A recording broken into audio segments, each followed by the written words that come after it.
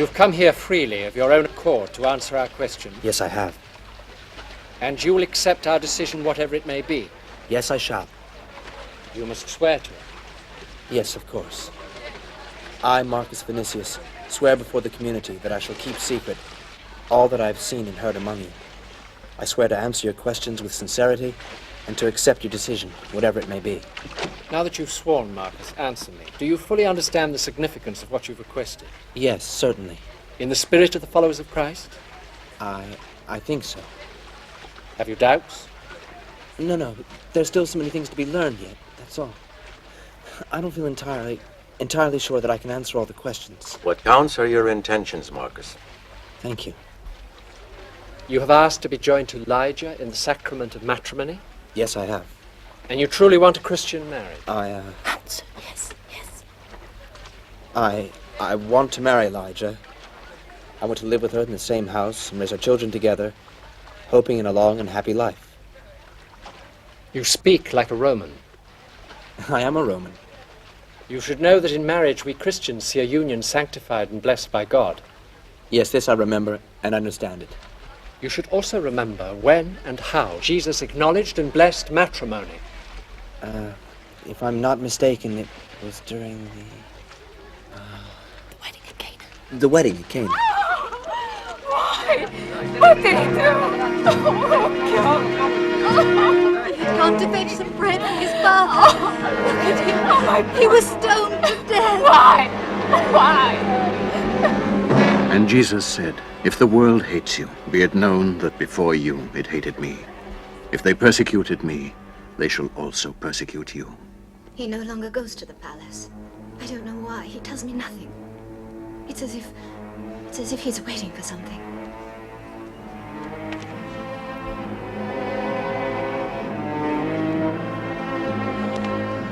He who would follow me, leave all behind. Take but your cross and come away.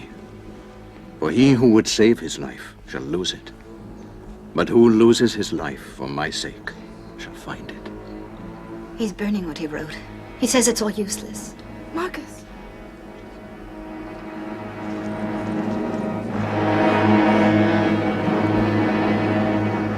Oh, it's you.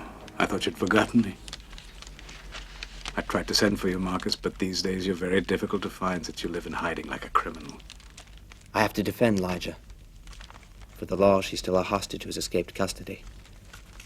She could be saved, but she has to become a Roman citizen. You're saying you're going to marry her? Or at least you're trying to. We've just now decided. I wanted you to be the first to know. I owe you that much. And to think I was looking for you, hoping to tell you to stay away from her. You sense danger in her, but you don't seem to know quite what it is. It's the danger you feel in the face of something that can change your life. How you can change your life is not my primary concern at the moment, Marcus. The Christians are said to be responsible for the burning of Rome. But that's not true. Whether it's true or not is of little importance. Nero has decided the Christians are Rome's worst enemy. Today, on Cinna's slope, a young Christian boy was attacked and stoned. No one could understand why. Now you know why.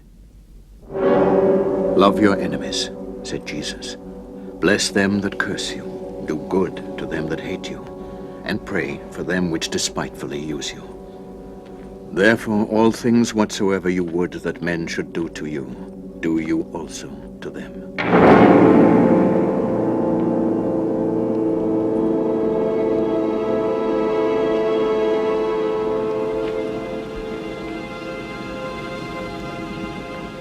If I'm not mistaken, we fought together 2 whole years, Marcus Vinicius. I'm Service Agricola, remember? 2 years on the Parthian border.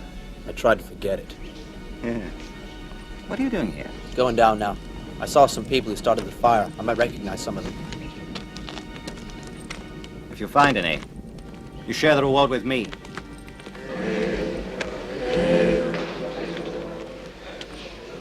Marcus! Lygia isn't with you? No, she's not here. We were together when we heard they were coming to arrest us. It was so sudden.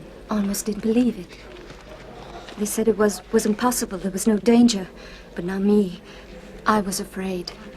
I followed 2 brothers here. They said it seemed like a safe place to hide and meet the others. But the Praetorians surrounded the houses and arrested everyone. If Lygia stayed behind, then she No! too... Lygia realized the danger and she ran out to warn as many people as possible. She said she didn't need anything and just disappeared. Perhaps she was saved that way. Perhaps. Help us, Marcus. Do something for us. Help you? How? What can I do? You're all victims, crawling, ready for the sacrifice. Love thy neighbor. How can you? How can you not, Marcus? The Praetorians are your neighbors too, and yet they sealed you in down here. You mustn't love them. You must hate them. You must rebel. You must fight them with all your strength. All your strength.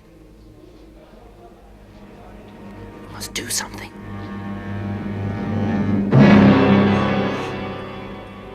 All whatsoever you ask through prayer, have faith, and you will attain it.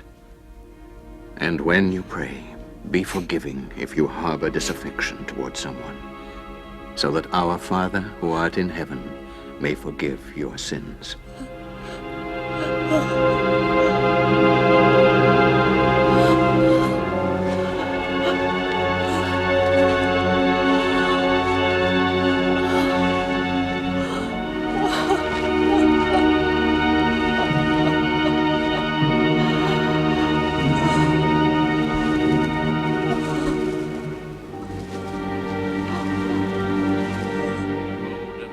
Who is it? I'm Marcus Vinicius. What happened? I hear voices. What are they saying? What is it? What are they saying? Answer our prayer. Punish and confuse the followers of Christ. Answer our prayer. Punish and confuse the followers of Christ. Water, grain, and sulfur cleanse this site infested by the Christian presence. Gods of sun and shadow, free our city from all that is evil. Answer our prayer. Punish and confuse the followers of Christ. And Jesus said, they will deliver you up in councils, and you shall be brought before governors and before kings for my sake, for a testimony to them. The night of the fire, you were heard to say the following words. The ruin of Babylon is for the glory of the children of God. Rome shall pay dearly for her sins. I shouted the purifying fire announces the judge's coming. Then you admit your responsibility. I only know of the Lord's promise. The evil and the wicked will perish in fire. And so you Christians spread the fire, so that your prophecies would have a better chance of coming true. That's blasphemous, Tigellinus. The word of God does not need the act of man. Very well, young man. These are the priests of Rome, devoted to the gods Vesta, Jove, Leto, Ceres, Apollo, and Mercury. The Emperor of Rome shall also take his place among them, in the capacity of Pontifex Maximus. Swear before them that you are guilty, declaring that the Christians desire the ruin of the city. Identify your accomplices, and I shall free all the others. Take me if you want, but don't ask me to bear witness against the faith of Christ. The faith of Christ doesn't exist. You're nothing more than a flock of sheep. We are people of the Lord. Get Venus. Venus! Come.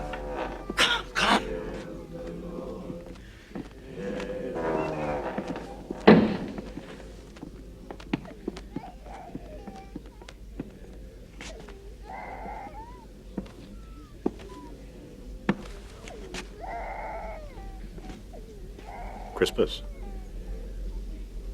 you know these people? Of course I know them. What is it that you had to say to me, Venus? Speak up. That we are not Christians. I swear it. Continue. I had to lie. We were living there where you arrested us, among the Christians. Because we are poor, they were the only houses we could afford. Yes, of course. I believe you, Venus. But I prefer to be absolutely sure.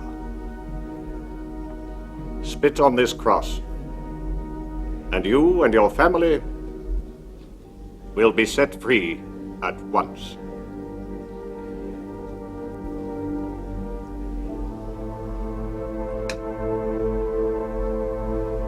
Out. You shall be hated by all men for my name's sake. These are the sheep of your flock. But he that shall persevere unto the end, he shall be saved. Tigellinus is getting more powerful all the time. The accusation against the Christians is only a pretext. He and his praetorians are the masters of the city. They make arrests, interrogate, collect false testimony. It's his moment of glory, of revenge. It wasn't long ago when Lateranus in the Senate accused Tigellinus and his relatives of corruption. And this morning, Lateranus's house was occupied, searched by the praetorians. To arrest some Christian slaves, they said. The result is that Lateranus quickly withdrew his accusation. We'll all be visited sooner or later. We'd better start moving soon. It's up to you, Seneca, to make that first move. What I can offer you is a bit of honey from my bees, wild fruit, and water from the spring. Nero had tried to poison my food. I was saved by a glance from my freeman, Cleonicus. Nero had poured the poison and was ready to betray me, but he was also ready to mourn my death sincerely. Nero has always hated you because you were his tutor. No, Nero's afraid. He's always lived in fear of being killed, like Tiberius, Caligula, and Claudius. We can stop him if you accept our plan. To murder Nero and put me in his place? Is this what you offer? No, but no one has your experience for governing. The Senate and the people have faith in you.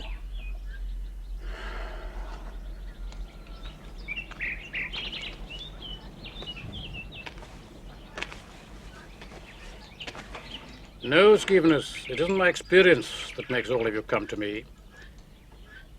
The real reason is that I'm an old man with only a few years left to him. But time enough for you to come to an agreement. What? Yes, an agreement. You, Piso, are afraid that with Caesar out of the way, Silenus will exploit the moment and seize the empire. Silenus is afraid of the consul, Tullius, because Tullius longs for a republic, while Tracius seeks to control the Senate. You're divided, distrustful, suspicious of one another. That's why you have still to make your move. And yet everyone has agreed on your name, Seneca. Except me. As Nero was a puppet in my hands, I would be one in yours. Besides, a master should never replace a pupil. It seems against nature to me.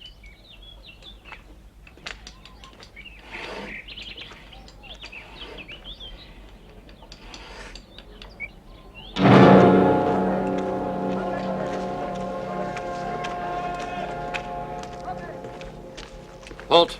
I am to meet the prison commander, Lucius Domitius. Do you have a written pass? No, but I have the password. Let's hear it. Divine Caesar. Yes, that's the password, but you can't enter. Lucius Domitius is expecting me. He's not the commander anymore. His place has been taken by Tigellinus. Then lead me to him. Who are you? Your name and rank? Marcus Vinicius, tribune. We've been ordered not to let anyone in the prison. Let him out!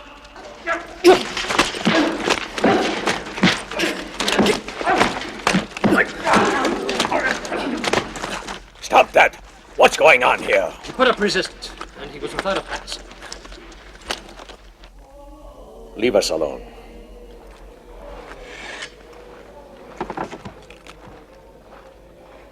Sit down.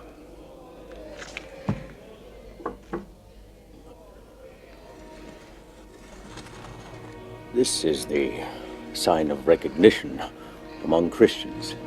My wife Sarah taught it to me. She spoke about you and that girl who's locked up in here. Sarah had become a Christian and hoped that I would follow her example. I don't believe in these gods, Christian or otherwise, or in life after death. For me, when it's over, it's over. My Sarah died in the fire. For her, it's over. She was overcome by smoke. Another step and she could have been saved. The house didn't burn. I can't understand how anyone can believe that Sarah still exists somewhere. You were saying she spoke to you about me. She knew Lygia. She helped her when the girl had to go into hiding. A strange thing, fate. Now that Sarah's gone, I'm suddenly the one who can help you.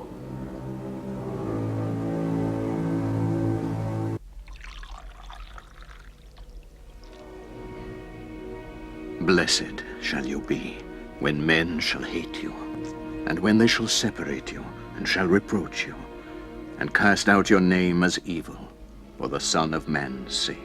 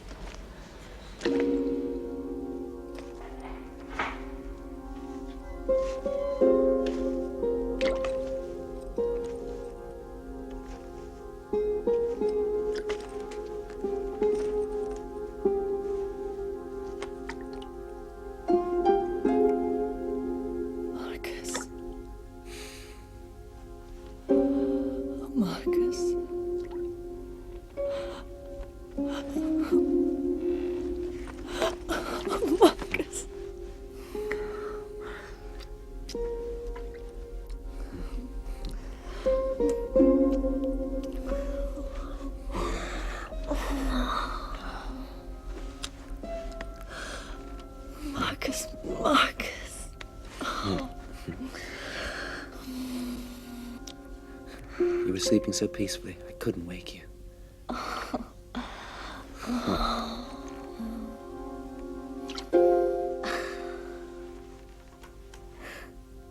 You know, I've always been afraid of letting anyone see me asleep. Makes me feel helpless.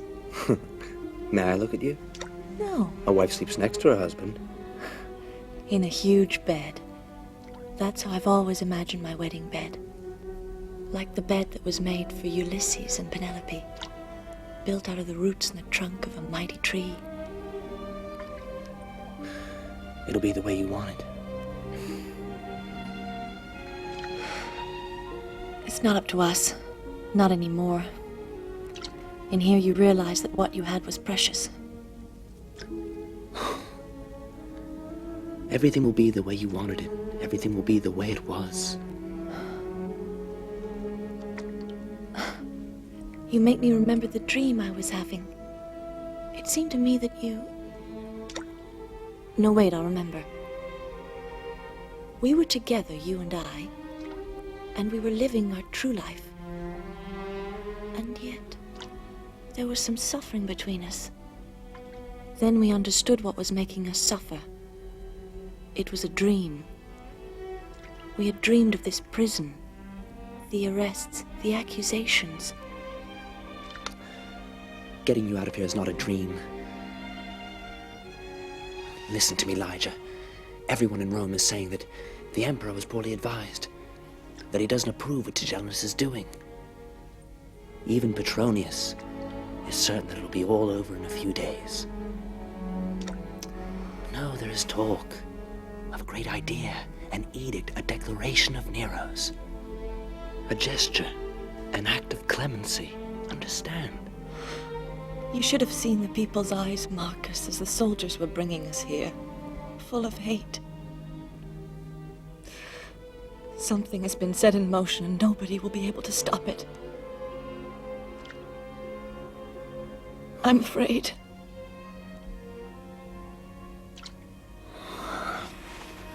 You mustn't be afraid. You mustn't. I thought I was strong. I thought I was so different from the others instead. Instead, I'm afraid. Oh, oh Marcus.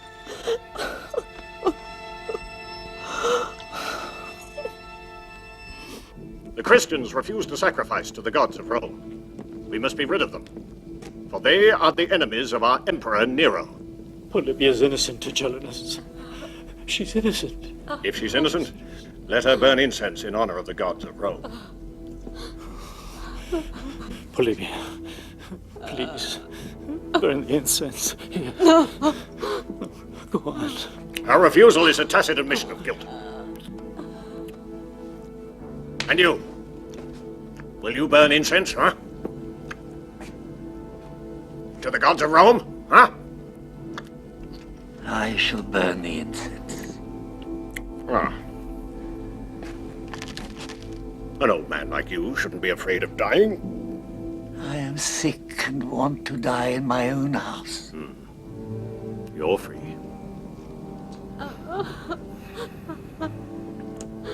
But the others know what awaits them. Oh, no, please, let me try once more. I'll convince her. Let me speak to Polypia privately. Very well, Kylo. If you do not succeed in making her sacrifice, though, she'll die like the others. And at once. Yes. No, let me be, Kylo. I understand, Polypia. I understand that you have lived a sad life of deprivation with me for so many years. But now I can make you rich. Do you understand, Polypia? Now I can... Together we can change all this. Do you understand? One day, you too will encounter suffering.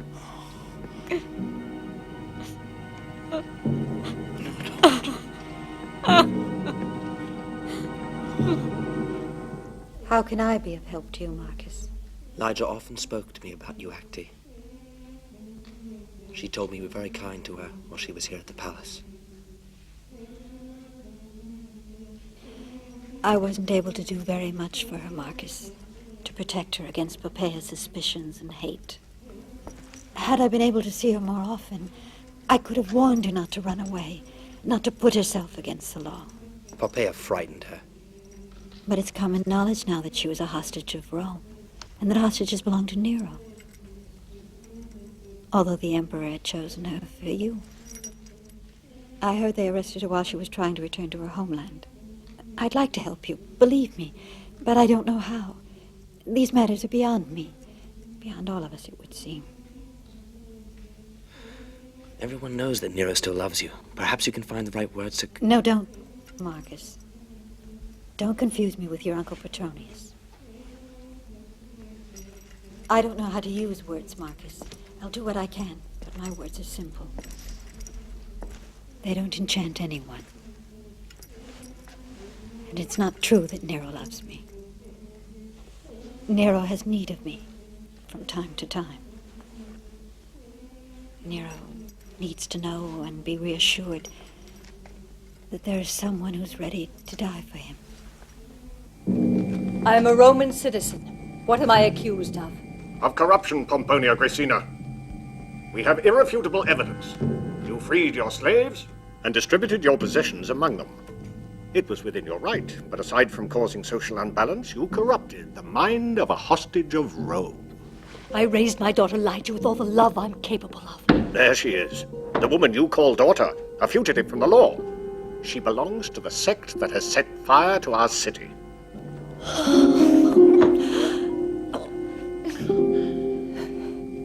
Can we believe our eyes, O priests of Rome?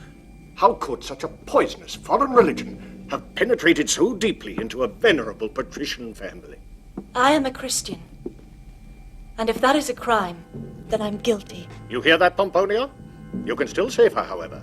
Solemnly swear that you are not Christian, and you shall both be spared. Just a formality. Pomponia Graecina is not a Christian. Because no true Roman can be a follower of Christ. Wait, Lygia. Do I have your word that you will spare her? She saw him. Who? Who did she see? Jesus. I saw him. She heard him speak. My father, my brother, and I were returning from Egypt. We had stopped by chance in Jerusalem. Have you ever seen this man you call Jesus place his hand on someone, curing him of his illness? No, but it was said he healed the sick and drove out evil spirits. Did you ever hear of a prophet who doesn't heal sick and chase devils? He wasn't a prophet. He was the Son of God. I had met him one evening. I didn't know who he was. Jesus was coming down a hill covered with olive trees after having spoken to the people. He came down slowly in silence, his head bent to one side. I saw him run his hand over his eyes, and he seemed very tired. A woman dressed in black ran to him. She was crying. She was crying. She fell to her knees. She fell to her knees in front of him. Jesus made her rise. Jesus made her rise. He listened to her. Listened to her. And he looked at her in silence. And then he said something to her in his language. I couldn't understand, and yet I felt the power of those words.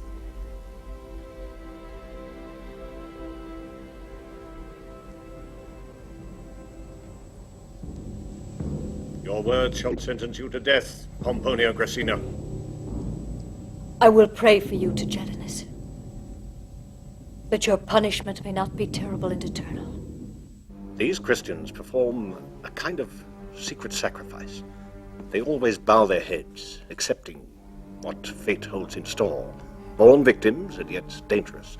They have a way of captivating those who listen to them. There is one thought that keeps tormenting me. What are the limits of truth in art? To what degree can reality in the theater reflect the truth? Huh? Fake flames. Fake flames do not burn. I want real flames. Take it away. Go on. Fake flames. I would like to start a true fire in that temple and see how the actors act. They'd burn, Caesar, to a crisp. You'd best not forget it. Forget? I forget. Listen to me, please. You're the Pontifex Maximus. Hmm? And yet your chair alone among those of the other high priest of Rome has remained empty. Interrogations bore me. I found you the arsonists. I arrested them and had them sentenced. I did it for you. And yet you know what people are saying? That Nero didn't approve. That his absence is a condemnation of the cruelty of Tigellinus. And that my head? Your head? My head is about to roll. Your head is on tight, Tigellinus. It seems to me that it's your nerves that are giving way.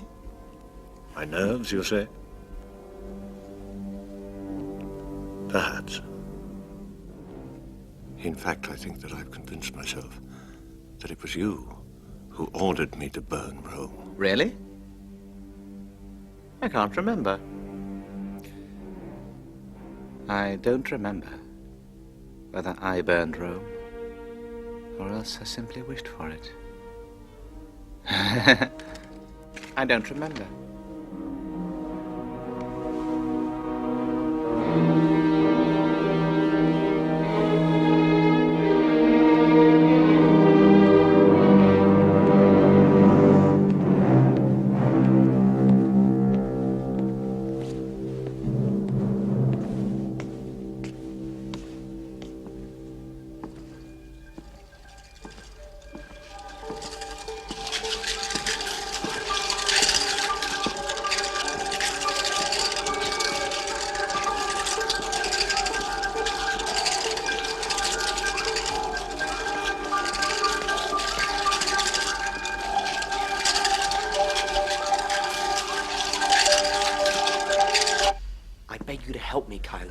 Whatever can I do?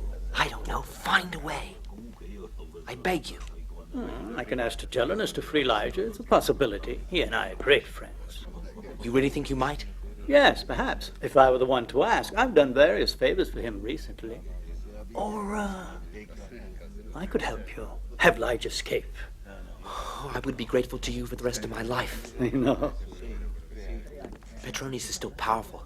At the Emperor's court, ask anything you want. You're wasting your time, Marcus Vinicius. And you shouldn't. You're a regular visitor at Caesar's palace. You should know the rules of the game. Rule number 1. Distinguish those who wield the power from those who don't. You're saying that Lygia's freedom depends on you. Good. I see you learn quickly. Well, then let's go on to rule number 2. It doesn't exist, Marcus. The first rule is enough. Those who are in power command. The rest bow their heads. Then ask what you want of me, and I'll do it. That is also against the rules. It is not I who must ask. This is a game I've never played. If I'm to have a master, I want simple orders. Prove that you are faithful to the Emperor. I've always been faithful to the Emperor.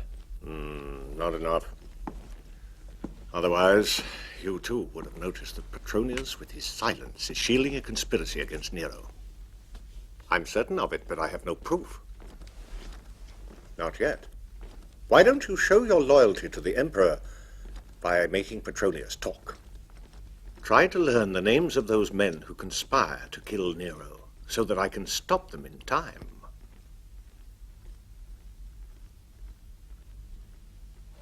It's not the conspiracy you're fighting. You want to ruin Petronius. And you're asking it of me. And you were asking that I free Lygia, Marcus Vinicius.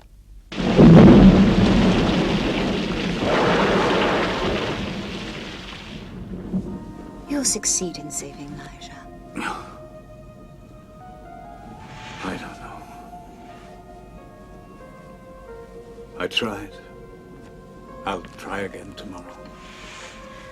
I beg you to do what you can. If I've said nothing to you or to Marcus, it's to avoid giving you false hopes. May the gods bring you sleep.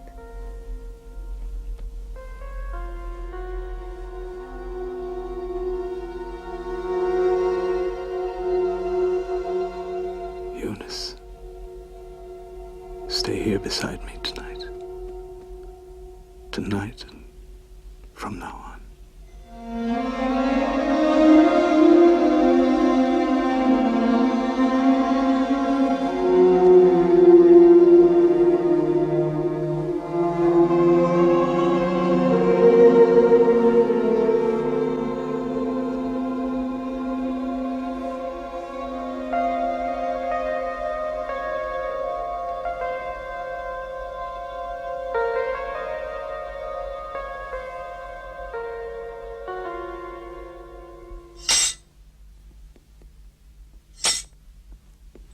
I, Rufius Augustus Domitius, Emperor of Rome and Lord of the world, hereby order that a gold statue be raised in the atrium of my new palace. It must resemble me and be the tallest statue in the world, made of solid gold. Almost noble Caesar. I think your actors are ready, Caesar. Ah, yes.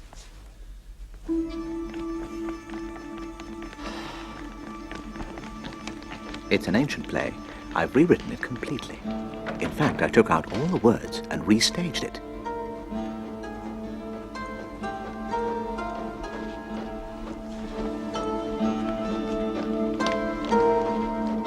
No, don't say anything yet. This is just a rehearsal. They'll be much better when they'll have to pass through real flames. It'll surely be a lively dance. Real flames on stage. You've outdone yourself this time, Caesar. I'd say you've invented a new kind of theater. The Neronian theater. I'd try. But perhaps an artist like Nero would achieve a more rewarding truth if he tried inventing life. Inventing life. A stimulating idea, it tempts me. That may be what I've always tried to do, invent life. But I'm not sure what you mean by that. Transform the destiny of mankind, taking the place of fate. Oh, I do that every day. Yes, but your power is that of Caesar. I'm talking about the true power. Art. The power of art. What would an artist do? With his true power? Oh, probably something great and useless. Yes, an artist could do that. Change the course of history for no reason. Disarm his legions. Or give up his crown and eke out a living as a roving actor, going from town to town.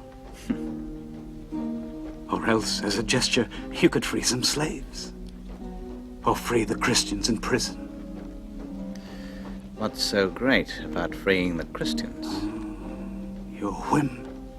The caprice of a god. Christians start fires and poison wells. That makes your gesture all the more absurd. And therefore more powerful. I've always admired your sensitivity. It's moving.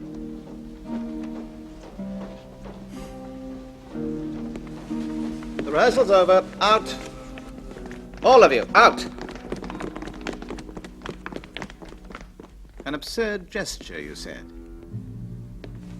You know, Petronius, I don't see people anymore. I see signs. I see messages sent down from the gods. And even you. Even you are a sign. You come to me and propose that I free the Christians. What does it mean? Perhaps it is the Christians who are keeping Nero prisoner. Out. Why are you still here? Out, I said. Forgive me, Caesar. Oh, noble Caesar. Forgive me. I don't need to. Forgive me, Caesar. No, don't touch Forgive me. You hate me. Get out. Stop.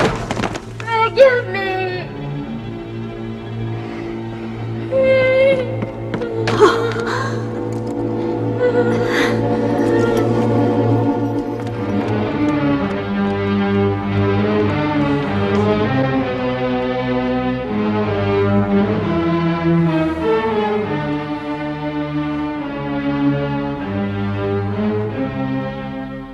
This is also a sign.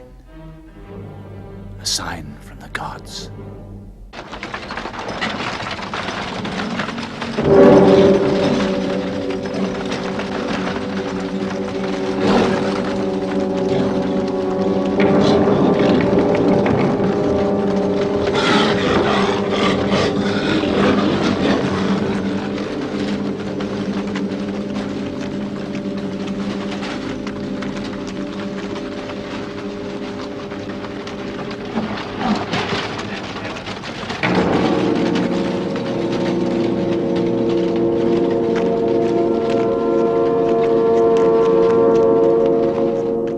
I'm here, Divine Poppaea, to speak to you clearly and urgently. Also because there's little time, for me as for you.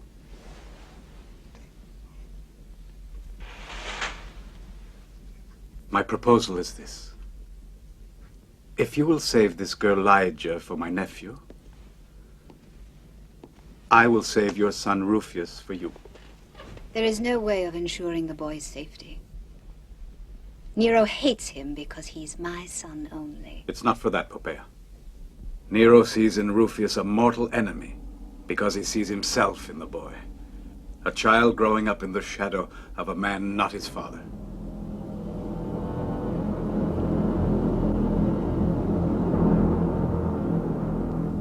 Give me your word that you will spare Lygia, and I swear I shall save your son. I swear that I will. By Jupiter or by Juno. But how can you swear? How can you do it? I will tell Caesar that you are pregnant. That you are expecting his child. He cannot have Rufius killed. How can you be sure? I'll say I've heard you swear that you will kill the child you're carrying for him. And to have him believe it, I will say that is the reason you haven't told him you're with child. Your imagination is so frightening. I'm almost a little afraid of you. You needn't be. The point is, I know you're not pregnant now, But you soon will be. Possibly made so by Nero, or else by a freedman, a slave, anyone you feel is suited.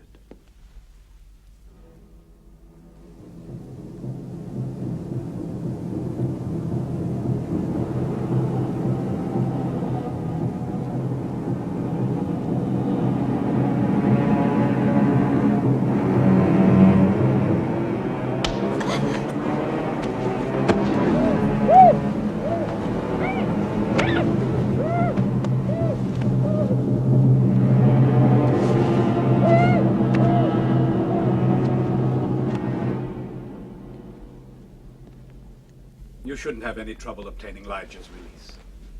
Go to the Temple of Vesta and ask the priestess that the Christian girl be set free.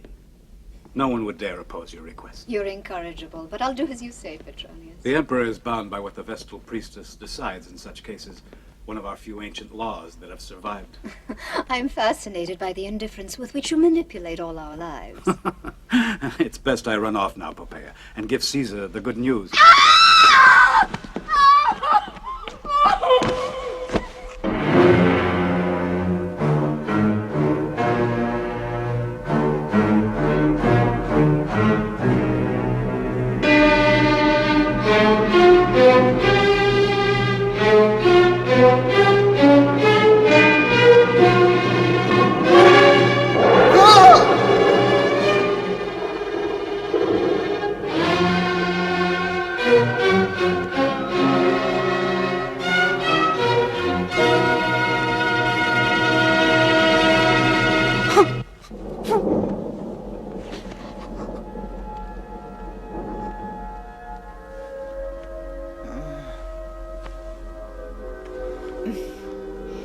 Drink this. You'll sleep without dreams. Why are my dreams so ugly? Acti? Did you sacrifice to the gods for me this morning? Yes. I never forget to do it.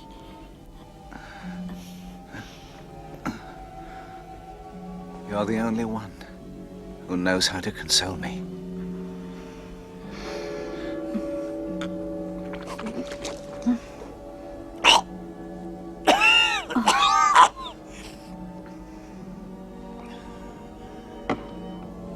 I'm afraid. Why? I don't know. You're the master of the world, my lord. I would like to go off with you and live unknown in some distant land. And earn my living with my heart. Why don't I do it? No one can escape his destiny. What is my destiny? I'm not the one who decides. Nero is an instrument in the hands of someone who is stronger than he is.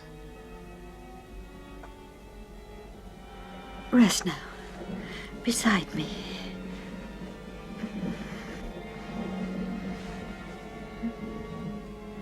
And what if the dream comes back? It won't come back. It won't come back.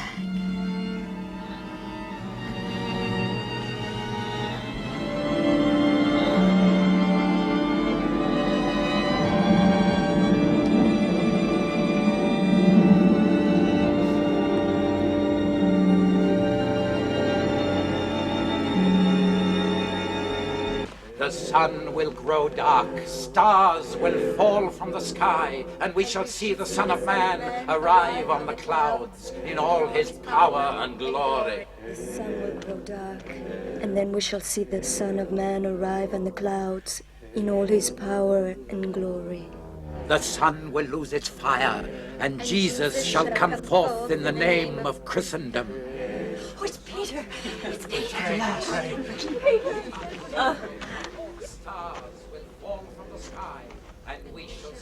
They say there's a malignant fever going through the prison. Many are dying. We'll never see them again. Why is it no one hears our prayers? There is no help for a poor father, Peter, and 2 little children with no mother to tend to them. I burnt my hand, pulling a child from a collapsed wall, and now it is said Rome is punishing us for our crimes. What crime have I committed? I am innocent. Your questions are my questions. I also ask myself, why is evil at this moment allowed to win? We all have the grief of our children before our eyes. All our brothers and sisters who have been torn from us. Like you, I ask, why? Why must all this happen? The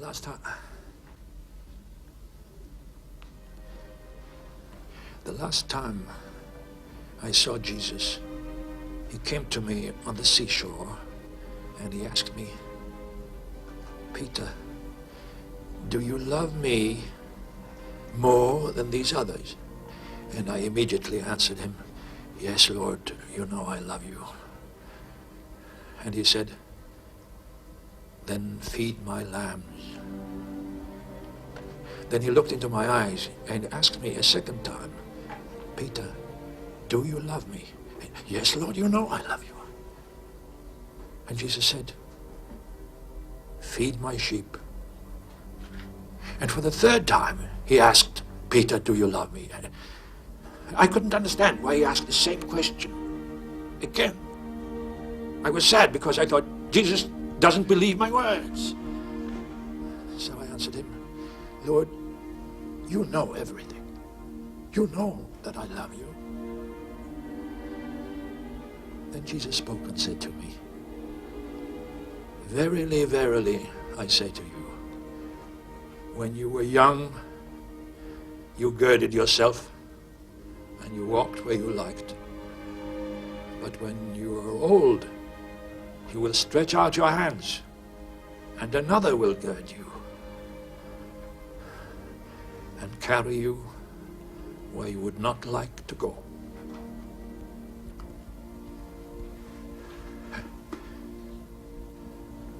Now the time has come that Jesus spoke of. Now I'm old, and I can no longer walk wherever I like. I can no longer recognize the road I must follow. But Jesus sees our loneliness and our fear. He knows that we're waiting for a sign from him. Halt. How many are there? 4. Go on.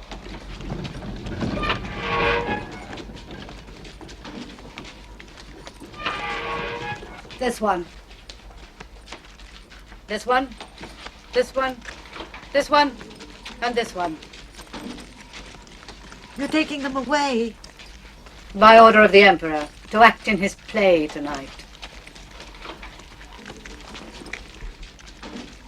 Wash them, and then dress them with these robes and those helmets. Alas! Alas, in chains are the sons of a nation. Our city burns, devoured by flames. O Ilium, O fatherland, you will no more be named among the unvanquished cities. O Ilium, O fatherland, destroyed not by man, but by evil gods. Trojan brides and mothers, no longer free, but slaves of an alien destiny. Alas, you are resigned. Beg for mercy.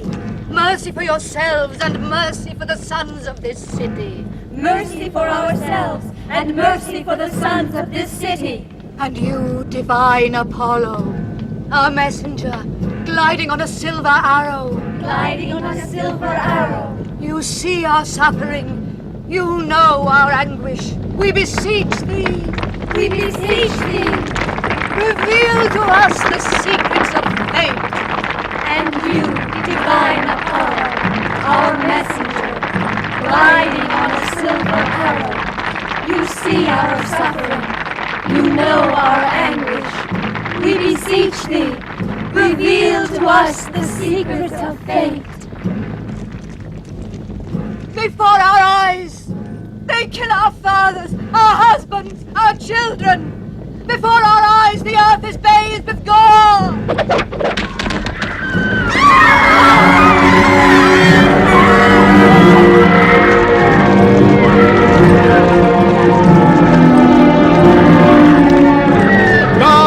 the Christians?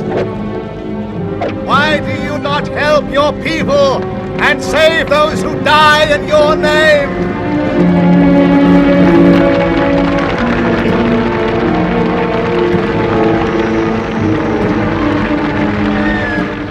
The hour cometh that whosoever killeth you think that he doth a service to God.